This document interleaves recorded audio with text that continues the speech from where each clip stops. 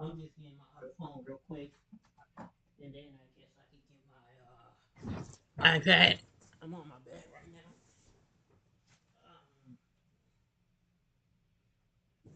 Okay, I got it.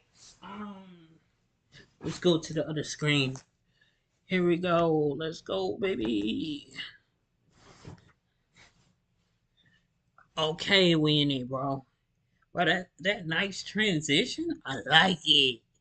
Um, let's see what the first video we watching for today is. Let's go to the home screen. Okay.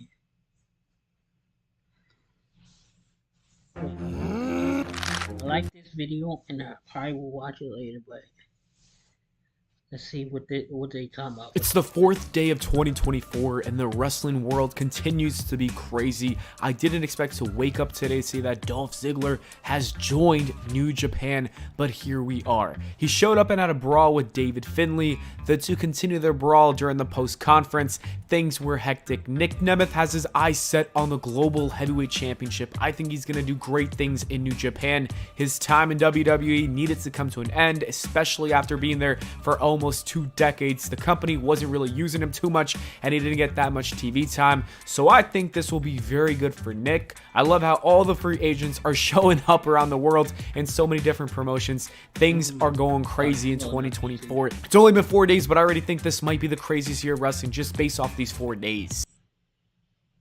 Sorry, I'm pausing on accident. One free agent that we thought was going to show up to AEW Dynamite but didn't was Mercedes Money. Most sources expected her to make her debut last night, and now I don't know if she's going to pop up in AEW.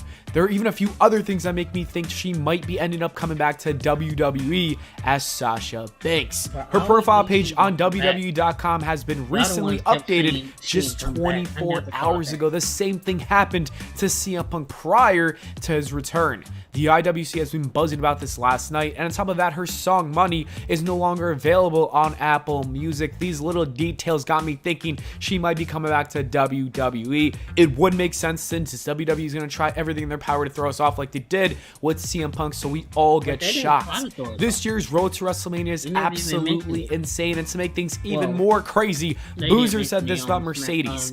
I mean, Vince wasn't making that much money as an employee. She wants Vincent Kenny McMahon money, and I think she got that VKM paycheck.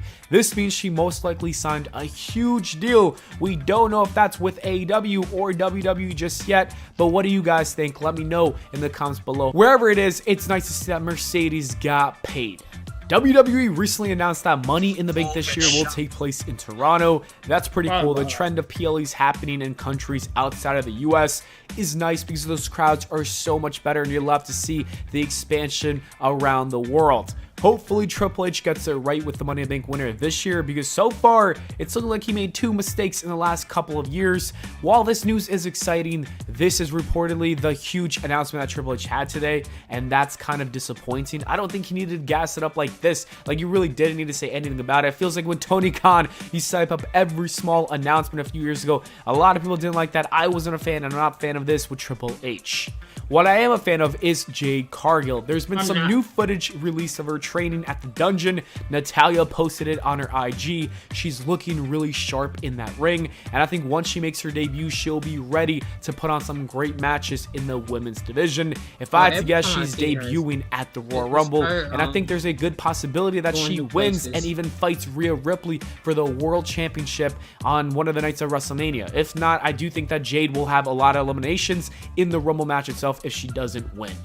In other news, Russell Votes is reporting that WWE is going to celebrate Hulk Hogan this month. The tweet reads, WWE plans to celebrate the 40th anniversary of Hulkamania this month with various new merchandise items and collectibles for Hulk Hogan. I'm told an appearance by Hogan is not out of question, but also it is not planned as of now. The recognized start of Hulkamania has been generally around when he defeated the Iron Sheik for his first WWE Championship on January 23rd, 1984. God damn, this man is old. I know there's a ton of you that probably don't want to see Hulk Hogan, but I'm sure it doesn't matter to WWE. If they're making money, they're gonna do it. So I do see them promoting this, and you know what? It's whatever. I don't really care for Hogan. I'm not gonna buy a shirt, but whatever.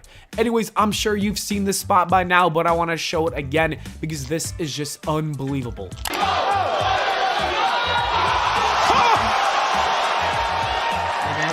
I thought Joaquin Wilde might have given us the best spot of the year with that already, only 3 days into January. He even put out a post about it on Facebook saying this: LOL, when I said I wanted to do this dive last night, I told dudes to stand 20 feet from the ring. Nobody believed that I could make that jump. Shawn Michaels himself had to talk to me and make sure I wasn't crazy. They even had me do it in rehearsal to prove it. I cleared the 20 feet in rehearsal, but it was nowhere near as pretty or spectacular as the one I did on the show. Adrenaline is powerful, what can I say? This is probably the coolest move I've done in my career, and the attention it's getting is pretty cool and surprising. This was indeed a thing of beauty, and it will be remembered for years to come, so kudos to you. And to end this video, I want to show a few clips of Edge from the Not Sam Wrestling podcast. I highly recommend. Nope. Nope. We're not watching Edge.